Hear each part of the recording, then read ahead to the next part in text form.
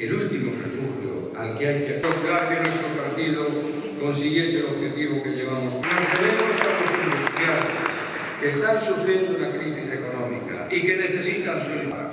Son los que conocen los problemas del día a día y hay que escucharles.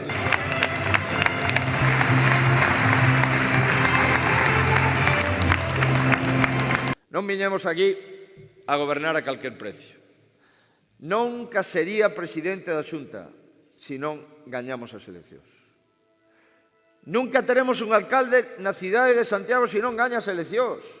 Nunca teremos un alcalde en ningunha cidade de Galicia se non ten máis votos que o resto dos candidatos.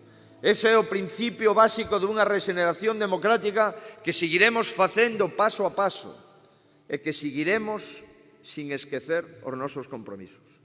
Por iso, queridos amigos, o compromiso é achegarnos á recuperación económica.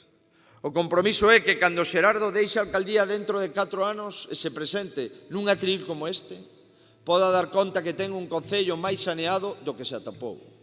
Poda dar conta que aquí hai chan industrial. Poda decir que a Cidade da Cultura é un dos grandes iconos dos camiños de Santiago. Poida presumir de catedral e poida ir a Vigo a falar de Santiago. E poida pactar coa alcaldesa de Vigo a política aeroportuaria para Galicia.